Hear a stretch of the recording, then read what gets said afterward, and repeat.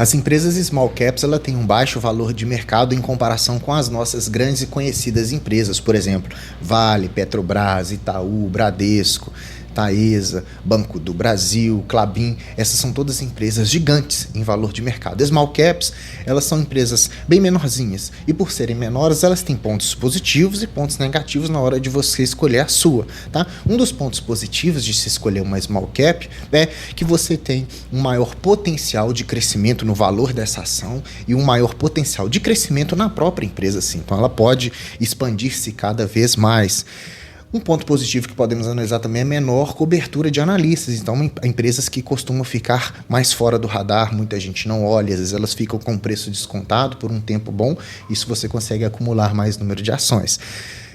O cenário macroeconômico, quando está positivo, ou seja, quando nós temos a taxa de juros baixa, uma inflação controlada, essas empresas costumam despontar bastante, porque fomenta muito o consumo e essas empresas estão mais ligadas a esse consumo e elas tendem a valorizar bastante. Por outro lado, pessoal, quando você investe numa small cap, numa empresa pequena, você terá uma alta volatilidade no valor da cotação. Então, hora está R$10, hora está 25, hora está R$2, então essa volatilidade pode impactar o seu psicológico se você não souber aonde que você está investindo, colocando o seu dinheiro, tá?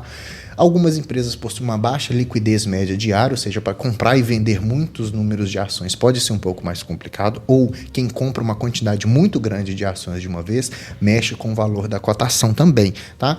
Se de um ponto o menor fluxo de informações permite a empresa ficar fora do radar, o ponto negativo é que também a gente sabe menos sobre as notícias diárias dessa empresa, né? E os riscos macro e microeconômicos podem impactar, né? Tanto com juros positivos, ou seja, juros maiores impactam negativamente e juros menores impactam positivamente, tá, pessoal? Primeiro a gente fala da Vulcabras, que é uma empresa brasileira bem interessante mesmo, pessoal. Vulcabras, ela tem 4,29 bilhões em valor de mercado, então um valor pequenininho. Para você ter uma noção, a Raizen chega a custar 40 bilhões de reais, mais ou menos igual a Klabin também aqui, custando 4,2 bi, ela é de micro para small cap, tá, pessoal? Então, apesar disso, ela tem uma liquidez média diária bem interessante e ela faz parte do consumo cíclico.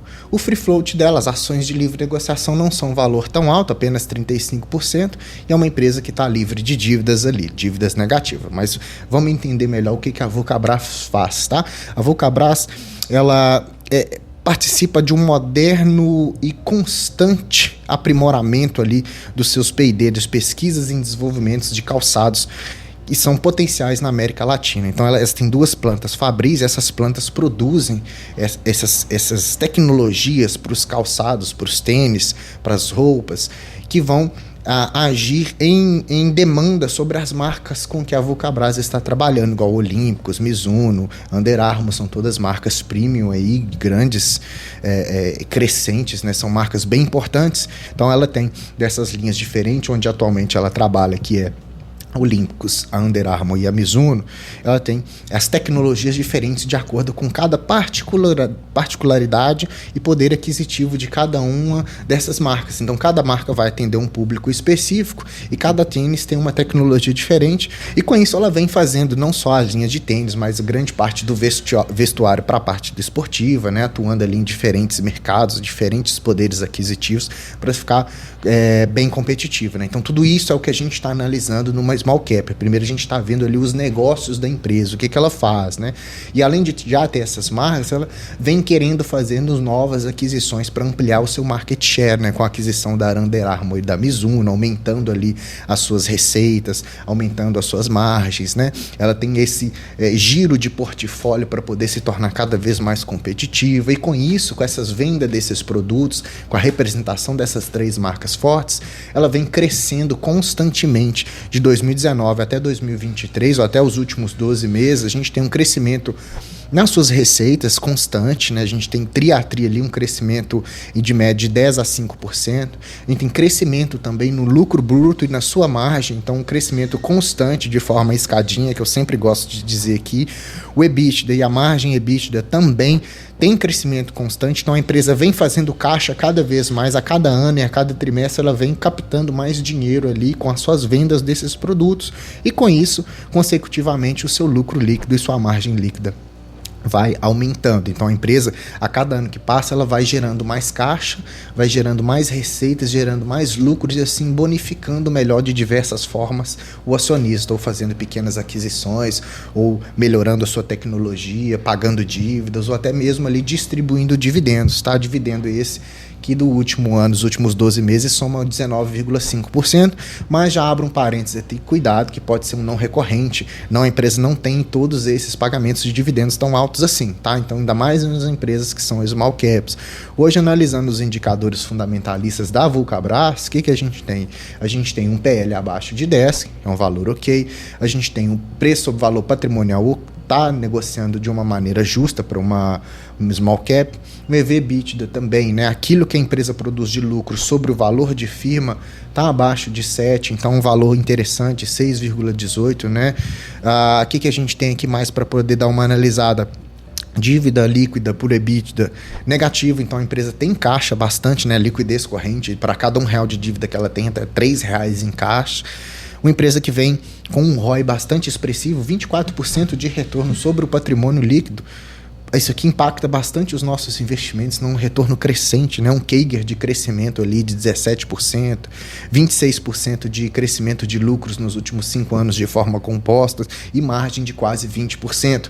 Isso faz uma empresa bastante interessante, tá? Em questão de pagamento de dividendos, ela paga desde 2007 anualmente os seus dividendos. Esse último ano aqui de 2024, ela fez esses pagamentos a mais sobre um lucro expressivo que ela teve, porque é em cima do lucro líquido que ela faz a distribuição dos seus dividendos, mas tome cuidado, não olhe só esse último dividendo aqui, você pode perceber que os dividendos passados eles são mais comedidos, tá, pessoal? Porque a ideia é do lucro líquido resultante, 5% é reserva legal até chegar num patamar máximo de 20% e em formas de dividendos mesmo é 25% do lucro líquido. Então se a empresa lucra quanto mais, a distribuição de dividendos vai ser maior. Então como nos últimos 12 meses ela lucrou bastante com essa aquisição da Under Armour aí, então ela teve essa distribuição de dividendos, mas cuidado que isso pode ter sido um não recorrente, tá, pessoal? Em termos de cotação, quando a gente também analisa isso, é o seguinte, a gente vê que o Vulcabras, desde o seu início, teve um crescimento de 629, olhando só para a cotação, né? Então, hoje custando R$15,10. No acumulado do ano, de janeiro até julho, a gente tem menos 22% de rentabilidade. Então, se você olha no histórico de longo prazo, talvez seja oportunidade de aquisição para alguns investidores que aproveitam os bons preços para poder comprar essa empresa. Falando nisso, quem investiu nos últimos 5 anos em Vulcabras conseguiu vencer um índice de small caps, que é o índice que reúne as empresas de menor valor de mercado, os mais negociados, similar ao Ibovespa, só que aqui é para empresas menores, tá? Então, em 5 anos ela teve uma rentabilidade ali de 159% contra menos 7,6% das small caps. Então, essa é uma empresa small cap que performou bem. Um outro exemplo que eu posso te dar também é de uma outra small cap, que é a Fras-le, tá? A Fras-le é uma empresa bem interessante, que também faz parte do consumo cíclico agora para mercado de carros. O brasileiro gosta muito de carros e está sempre consumindo, e peças de reposição é o que a gente mais precisa. Então, eventualmente, a gente sempre está trocando alguma coisa no carro aí para as manutenções. A Fras-le vale um pouquinho mais do que a Vulcabras, aqui ela está custando 5,53 bilhões de reais em valor de mercado, também não tem dívidas, tem uma liquidez de 8 milhões, tem free float de 33%, baixo, mas ok até certo ponto, isso não impacta tanto, né? E ela está na linha dos bens industriais aí, então uma empresa bem antiga, ela tem 70 anos de história, ela começou em 1954 e vem cada vez mais ampliando ali o seu histórico de negócios com outras empresas. Ela atua não só aqui no Brasil também, mas atua em várias regiões no mundo inteiro, né? Estados Unidos, México, ela tem ali participações também na Colômbia, na China, então ela está bem diversificada nesses setores aí mundiais, né? Que ela vende aqui para dentro e vende para fora, todas essas partes desse amplo portfólio aí de autopeças, coisas que a gente precisa trocar bem recorrentemente. Então, são empresas que eu trouxe que tem um consumo aí bastante cíclico, né, pessoal? Então, parte da receita, a gente vê que apesar dessa diversificação, grande parte vem do Brasil mesmo, né? Com quase 60%. Esse trimestre aqui, 59,4% das receitas foram no Brasil, mas está diversificado na América do Norte, na Europa, na Ásia, na América do Sul, de forma geral, na África. Então, é uma empresa que está em crescente expansão.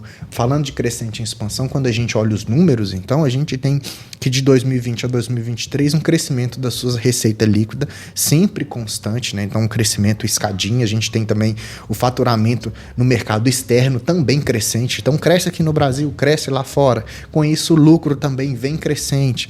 O EBITDA, que é a capacidade de geração de caixa, também vem crescendo cada vez mais. E com isso o lucro líquido e suas margens, elas vêm também de forma promissora, crescendo cada ano que passa, tá? Então, uma empresa em constante crescimento, aliado a uma saúde financeira muito interessante, onde ela praticamente não tem dívidas ali, né? Ou se a dívida líquida pelo EBITDA praticamente é zerada, mesmo assim é uma empresa que tem capital para investir, então uma empresa que está ali querendo crescer cada vez mais.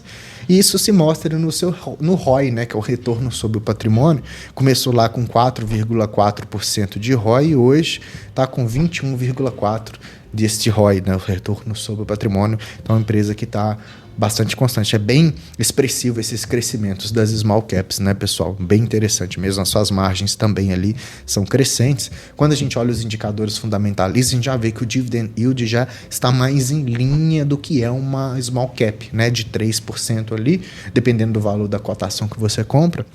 Hoje, em termos de PL, ela está negociada um pouquinho mais caro, né? E 13,57 pelos números que ela tem entregado positivo. Então, o mercado está de olho também, tá? Preço sobre valor patrimonial bem em linha, 2,7. Mais justo, digamos assim, né? 8,43, mas também não está no valor caríssimo ali, porque é uma empresa que não tem dívidas, uma empresa que tem um ROI de 20%, um crescimento de receitas e lucros de 24% e 33%, então liquidez corrente de 2,4%, então uma empresa bastante saudável na Bolsa de Valores. Então, para você ter uma ideia aí de small caps que tem uma saúde financeira bem interessante, né, pessoal? Desde 2007 ela distribui dividendos, na maioria deles em janeiro, mas tem distribuído em quase 3 vezes por ano, né? Janeiro, abril e agosto, por exemplo, são datas que ela costuma distribuir mais desses 3% dos últimos 12 meses aí, tá? Em termos de cotação, se você investiu desde o início do seu IPO até a presente data, você está com 717% de rentabilidade no valor da cota. Claro que de 2020 para cá ele teve esse crescimento um pouco maior. No acumulado do ano está positivo, ao contrário da Vulcabras, está com 20% de crescimento no valor da cotação de janeiro para cá, né, pessoal? Quem investiu nos últimos 5 anos na Fras-le também teve um crescimento de 365% contra menos 768% das small caps. Então, são 2 small caps que eu trouxe, que têm uma saúde financeira ok, que estão crescendo cada vez mais, são empresas que não têm dívidas, são empresas que têm pagamento de dividendos, assim, um pouco menor, mas tem um pagamento constante desses dividendos, sim. São empresas interessantes para tomar como exemplo para a gente poder fazer as nossas próprias escolhas. Então, o que eu fiz? Eu comparei você com 10 mil reais, investi uma vez só, há 5 anos atrás, 10 mil reais, 50% em Vulcabras, 50% em Fras-le, ou 10 mil reais há 5 anos atrás, 50% em Banco do Brasil, 50% em Taesa. Por quê? Para trazer a diferença entre investir nas small caps e investir em empresas muito grandes. Então, o que a gente tem aqui? Em termos de valor acumulado de rentabilidade, a gente viu que Vulcabras e Fras-le juntos tiveram, desses 10 mil, se tornaram 39.672. Ao contrário de Banco do Brasil e Taesa, que se tornaram 28.108 reais. Por quê? Volatilidade no valor da cotação. Então, são empresas que cresceram mais o valor da ação que você comprou, então ela te retornou esse valor maior, tá? Então, quem investiu ganhou nesse quesito. Para quem olha só em termos de dividendos, Taesa e Banco do Brasil distribuiu R$ 9.700 de dividendos contra R$ 5.700 de Fras-le e Vulcabras. Então, o que você vê? Empresas maiores, mais sólidas, tendem a ter um dividendo maior, mas não necessariamente tem um valor patrimonial alto. Você não vai ganhar muito patrimônio. Agora, as small caps, você pode ter esse crescimento expressivo, que é o primeiro item que eu citei no início do vídeo, que é esse crescimento patrimonial que aqui teve. 28 mil contra 39 mil Fras-le e Vulcabras juntos, né? A gente tem também a menor volatilidade entre empresas maiores. Banco do Brasil e Taesas mexem menos na cotação do que Fras-le e Vulcabras. Você pode ver que a volatilidade anual das duas é bastante alta em comparação com a outra, quase 10% para mais, né? Outro ponto para a gente poder analisar é o crescimento anualizado. Então, empresas small caps, elas têm um crescimento maior, que se prova 32,99% em Vulcabras e Fras-le, Banco do Brasil e Taesa só 23,84%. Então, qual que é a ideia de ter trazido esse quadro aqui para a gente? É o seguinte, pessoal, é mostrar que quando você investe em empresas small caps, espera-se um crescimento patrimonial maior, que foi o que se mostrou, desde que a empresa seja boa e entregue lucros sólidos. Mesmo assim, ainda você recebe pagamentos de dividendos. Mas o rendimento, né, pelo CAGR é maior, mas você tem uma volatilidade maior. Agora, empresas muito grandes, você tem maior pagamento de dividendos, mas não tem tanto crescimento patrimonial, e uma empresa mais linear na carteira, não vai crescer tanto assim, mas cresce um pouquinho, tá, pessoal? Qual que é melhor, o que é o ideal, o que é o bom de ter? Depende muito do seu perfil de investimentos, né? Você é uma pessoa que precisa mais de dividendos a curto prazo, uma pessoa que não precisa de jeito nenhum de dividendos.